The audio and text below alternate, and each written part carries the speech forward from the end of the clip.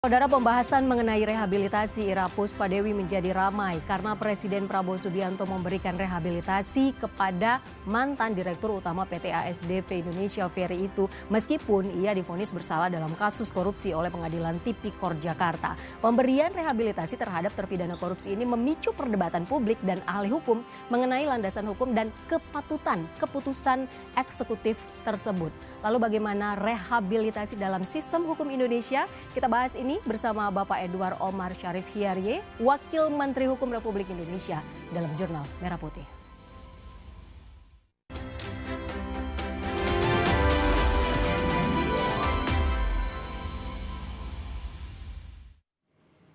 Sudah bersama kami di studio Kompas TV, Bapak Edward Omar Syarif Hierye, Wakil Menteri Hukum Republik Indonesia dalam Jurnal Merah Putih. Selamat siang, Prof. Edi. Selamat siang, Mbak Ivo. Ya, kita bahas rehabilitasi dalam sistem hukum Indonesia. Kalau kita lihat sempat ramai ya, Prof. Edi, pembahasan rehabilitasi terkait kasus Ira Puspadewi. Kalau Prof. Edi sendiri melihat apa sebenarnya yang memicu pembahasan rehabilitasi terkait kasus Ira Puspadewi ini? Ya, ini karena ada ada miss.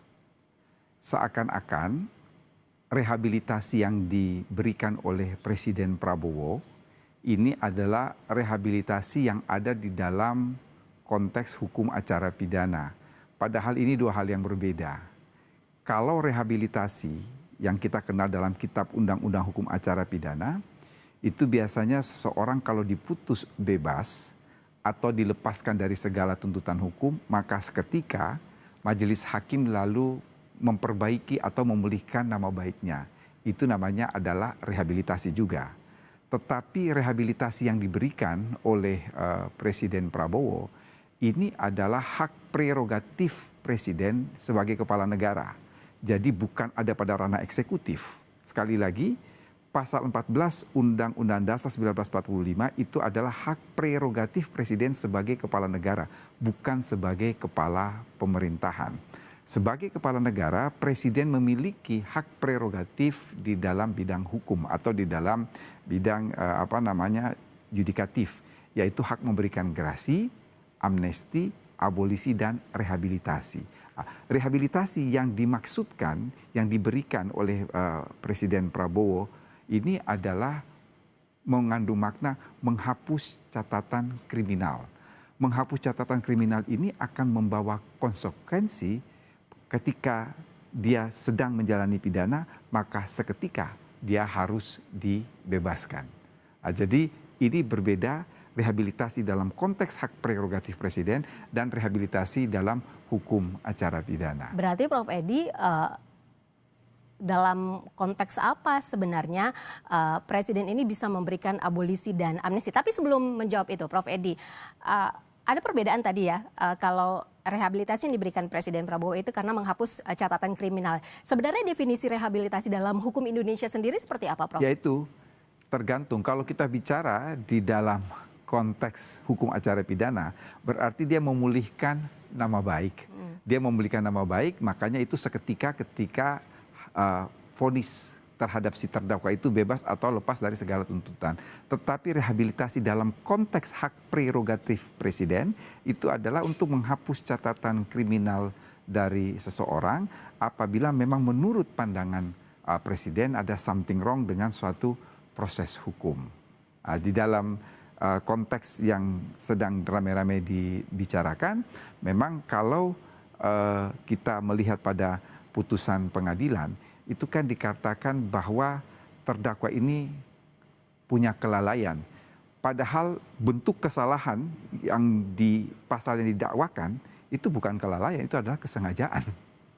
Jadi memang ada sedikit miss, sehingga memang menurut penilaian Presiden menggunakan hak prerogatifnya berupa rehabilitasi ini menghapuskan catatan kriminal. Baik, Prof. Kalau dalam konteks kasus, kondisi apa atau kondisi yang bagaimana yang biasanya menjadi dasar pertimbangan pengajuan rehabilitasi ini? Pertama saya ingin mengatakan dalam konteks hak prerogatif Presiden, maka itu tidak berdasarkan suatu permohonan atau tidak berdasarkan suatu pengajuan. Jadi presiden bisa memberikan namanya hak istimewa ya.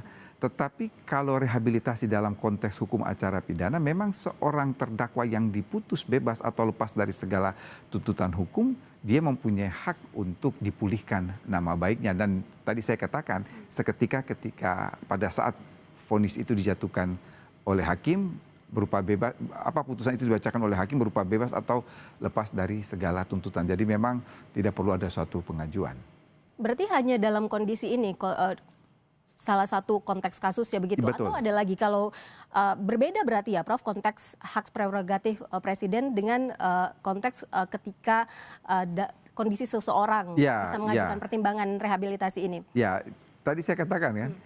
Dalam konteks prerogatif presiden berbeda dengan yang kita kenal di dalam hukum acara pidana dalam konteks rehabilitasi pemulihan nama baik. Itu memang berbeda. Ya. Oke, berarti jadi yang menimbulkan pro kontra atau banyak sekali diperbincangkan karena miss mengenai konsep rehabilitasi hukum acara pidana dan prerogatif presiden. Prof Edi tadi sempat menyinggung soal pemulihan nama baik ya, Prof. Bagaimana sebenarnya posisi rehabilitasi ini dibandingkan pemulihan nama baik? Ya, rehabilitasi itu artinya memulihkan nama baik. Oleh karena itu, kalau dalam hukum acara pidana yang biasa memang diumumkan oleh hakim setelah dia putus bebas atau lepas. Tetapi dalam konteks hak prerogatif presiden juga memulihkan nama baik, namun catatan kriminalnya itu dihapus. Sehingga memang membawa konsekuensi ketika ada putusan pengadilan yang telah berkekuatan hukum tetap, katakanlah itu seorang dijatuhi pidana, lalu kemudian berdasarkan prerogatif presiden bahwa ada something wrong dalam putusan itu, maka bisa juga dipulihkan nama baiknya dengan menghapuskan catatan kriminal yang membawa dampak dia dibebaskan dari hukuman. Berarti maksudnya ini bisa sejalan dilakukannya itu bisa sejalan begitu ya Prof? Sejalan ya? Maksudnya? Proses rehabilitasi ini ya pemulihan nama baik ini gitu. Ya, pemulihan nama baik. Jadi menghapuskan catatan kriminal kan berarti dia memulihkan nama baik. Sama halnya juga. Jadi rehabilitasi sebetulnya kan memulihkan nama baik. Cuma memang dua hal yang berbeda dalam hukum acara pidana dan dalam konteks hak prerogatif presiden. Oke, Prof tadi sempat menyinggung soal presiden bisa memberikan abolisi dan amnesti. Akan kita bahas ini nanti, Prof Edi. Usai jeda, tetaplah bersama kami, saudara, di Jurnal Merah Putih.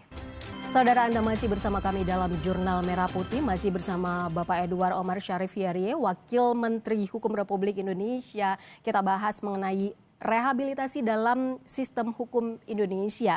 Tadi Prof Edi sempat menyinggung soal abolisi amnesti. Kita ingin mendengarkan penjelasan dari Prof Edi. Apa sebenarnya perbedaan rehabilitasi, abolisi, amnesti, dan grasi, Prof? Ya, jadi kalau menurut pasal 14 Undang-Undang Dasar 1945 itu kan Presiden berhak memberikan grasi, amnesti, abolisi, dan rehabilitasi.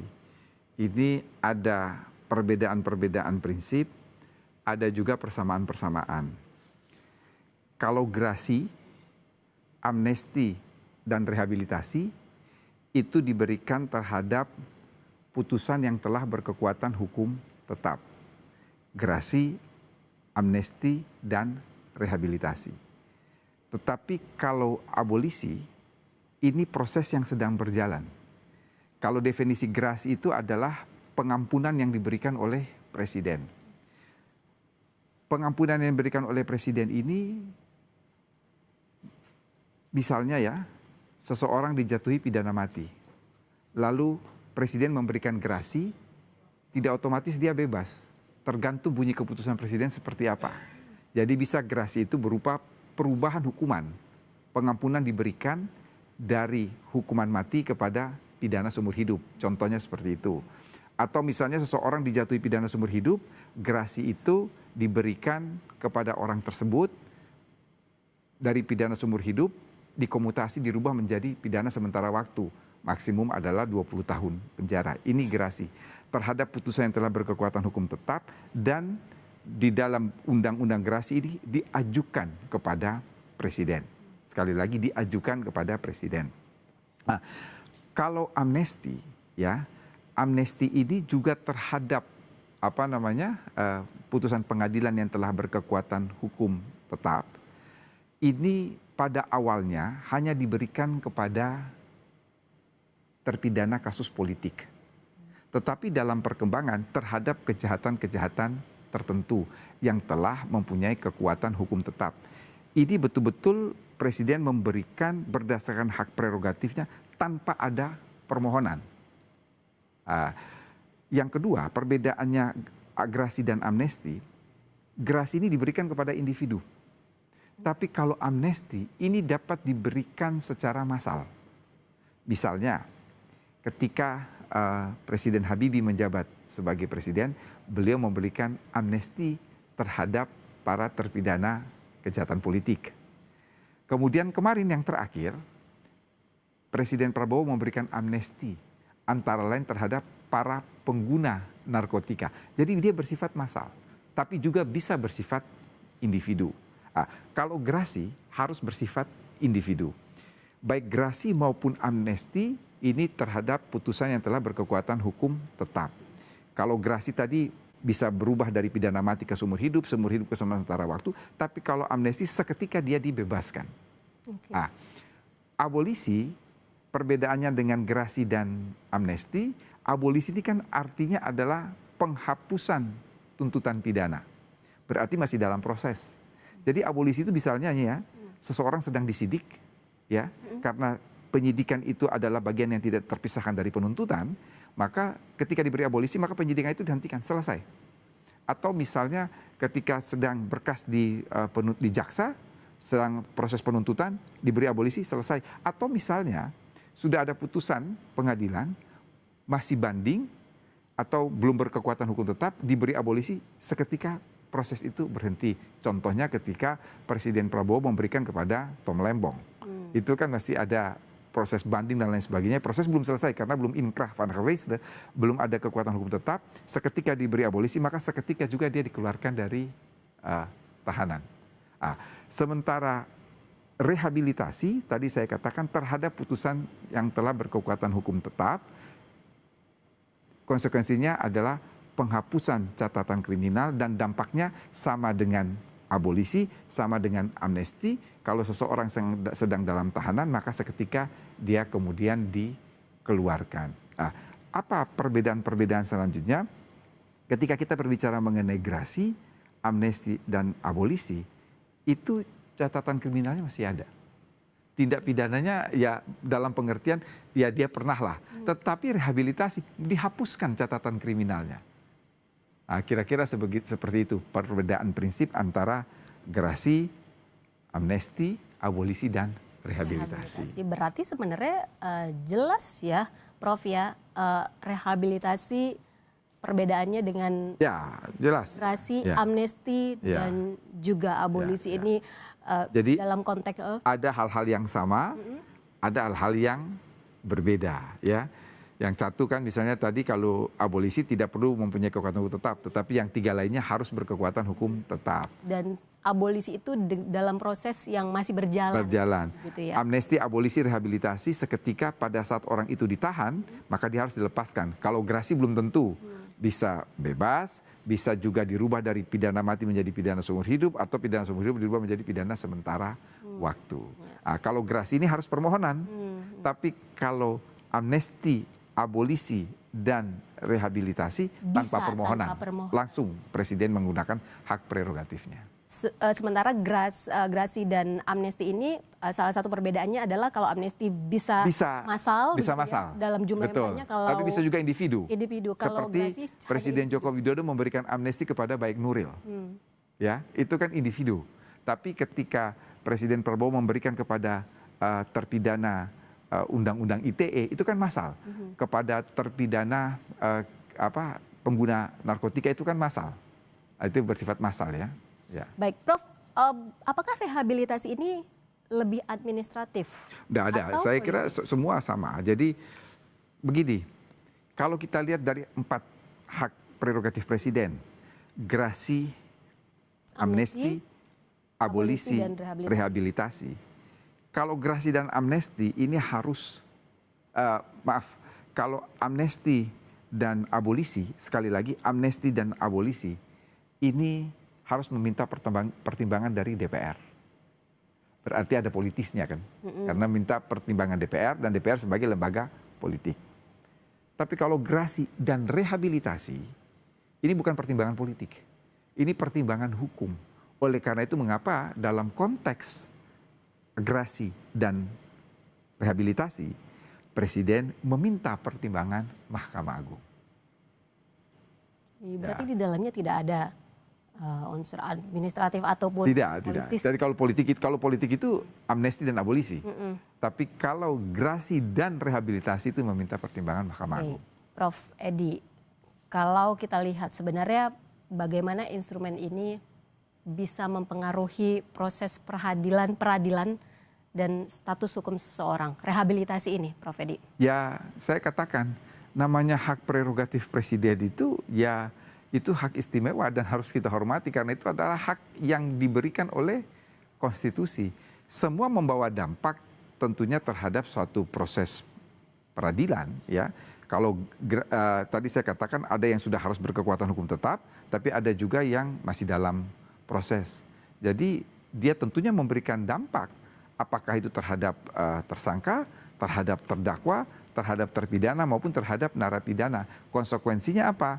Amnesti, abolisi, dan rehabilitasi membawa dampak, maka dia akan dibebaskan dari hukuman yang sedang dia jalani. Sementara kalau gerasi itu belum tentu. Ya. Oke, Prof, nanti akan kita bahas bagaimana sebenarnya proses formal pengajuan rehabilitasi. Nanti ya Prof, usai jeda, tetaplah bersama kami di Jurnal Merah Putih. Kita masih bahas rehabilitasi dalam sistem hukum Indonesia bersama Prof. Edi, Wakil Menteri Hukum Republik Indonesia dalam Jurnal Merah Putih. Prof, bagaimana proses formal pengajuan rehabilitasi ini, Prof? Bukan cuma rehabilitasi ya, Prof? Gerasi, ya, amnesti dan jadi, abolisi juga. Begini, proses administrasi sudah pasti akan melibatkan Kementerian Hukum, administrasi ya. Khusus untuk gerasi ini tidak hanya Kementerian Hukum tetapi juga Kementerian Imigrasi dan Pemasyarakatan. Mengapa harus melibatkan Kementerian Imigrasi dan Pemasyarakatan? Karena pemasyarakatan sudah berada di bawah kementerian tersendiri ya, Kementerian Imigrasi dan Pemasyarakatan. Maka prosedurnya itu kemudian melalui Kepala Lapas, lalu kemudian ke Direktorat Jenderal Pemasyarakatan di Kementerian Imigrasi dan Pemasyarakatan, kemudian berdasarkan itu semua lalu diajukan kepada Menteri Hukum untuk melakukan verifikasi, lalu kemudian kepada Presiden melalui Sekretariat Negara. Amnesti juga hal yang sama, ya, terutama karena gerasi amnesti dan khususnya untuk gerasi dan amnesti maupun rehabilitasi ini kan semua terhadap putusan pengadilan telah berkekuatan hukum tetap.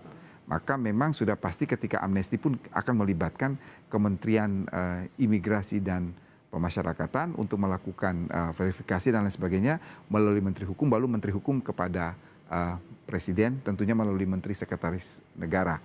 Lalu dilihat, kalau gerasi maka kemudian dimintakan pertimbangan kepada Mahkamah Agung. Kalau amnesti dan abolisi dimintakan pertimbangan kepada DPR. Kalau rehabilitasi dimintakan kepada kepada Mahkamah Agung. Abolisi juga demikian. Hanya saja abolisi ini karena masih di dalam proses. Sekali lagi dalam proses. Artinya perkara itu belum mempunyai kekuatan hukum yang tetap. Sesuai dengan definisinya bahwa abolisi itu adalah menghapus tuntutan pidana. Maka keputusan Presiden mengenai abolisi itu diberikanlah kepada Jaksa Agung.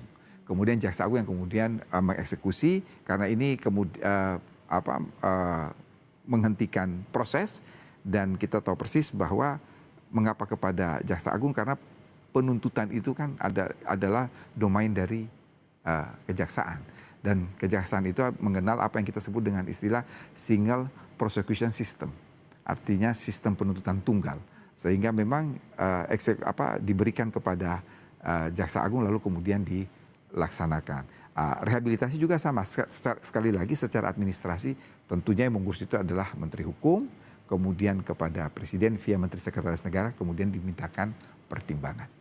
Oke. Ya. Itu berarti untuk yang Semuanya, semua proses pasti melibatkan Kementerian Hukum, ya. Integrasi, Ya. amnesti dan abolisi ini tidak ada perbedaan sebenarnya dalam proses formal pengajuannya. Persis. Oke, Prof, siapa sebenarnya pihak yang berwenang memberikan atau merekomendasikan baik itu rehabilitasi, amnesti, grasi dan abolisi ini? Ya, karena itu adalah hak prerogatif presiden, maka presiden ya itu adalah hak istimewa presiden. Jadi pasti adalah presiden yang memberikan itu.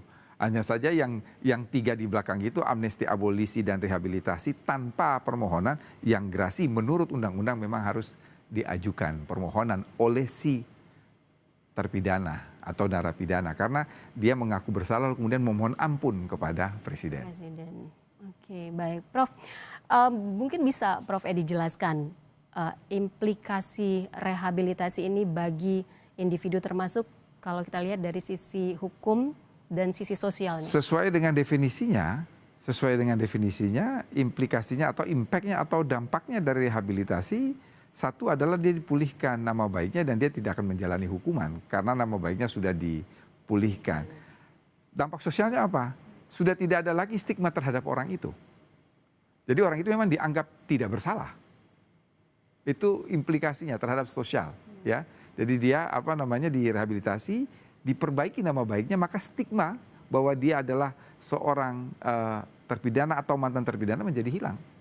Karena rehabilitasi menghapus catatan kriminal, impactnya adalah dia tidak mendapatkan stigma itu, jadi nama dia bersih lah, kira-kira seperti itu. Oke, itu implikasinya rehabilitasi bagi si individu ini ya, Prof. Terakhir, Prof, bagaimana menurut Prof Edi menjaga objektivitas hukum di Indonesia? Amandemen Undang-Undang Dasar cukup memberikan landasan agar presiden ketika menggunakan hak prerogatif itu objektif. Apa landasannya?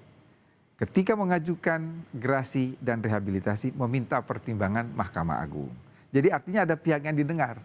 Meskipun itu adalah hak istimewa presiden. Itu untuk objektivitas akan menentukan grasi ataukah rehabilitasi. Sama halnya ketika akan memberikan amnesti atau abolisi, meminta pertimbangan Dewan Perwakilan Rakyat. Itu tidak lain dan tidak bukan adalah untuk melihat dari sudut pandang politik misalnya, bahwa oke lah ini objektif, secara objektif presiden sudah menggunakan hak istimewanya ini. Jadi justru keterlibatan lembaga lain, DPR untuk amnesti dan abolisi, Mahkamah Agung untuk rehabilitasi dan grasi, itu untuk menjamin objektivitas ketika presiden menggunakan hak istimewanya dalam bidang yudikatif. Oke, Prof Edi, berarti menjaga objektivitas dalam proses rehabilitasi hukum dan juga dalam seluruh proses peradilan pidana ini sangat penting begitu untuk menjamin keadilan. Hal ini sebenarnya dilakukan melalui transparansi, akuntabilitas begitu ya, Prof, dan juga proses hukum yang transparan dan akuntabel, memungkinkan bahwa pengawasan publik dan bisa meminimalkan penyalahgunaan wewenang. Benar seperti itu ya, Prof Edi. Terima kasih banyak, Prof Edi, atas penjelasannya. Dan saudara, dialog bersama Wakil Menteri Hukum Republik Indonesia, Bapak Edward Omar Syarif Yairye, atau kita sapa dengan Prof Edi, dengan tema rehabilitasi dalam sistem hukum Indonesia, kasus, proses, dan implikasi, ini sekaligus menutup Jurnal Merah Putih hari ini. Terima kasih.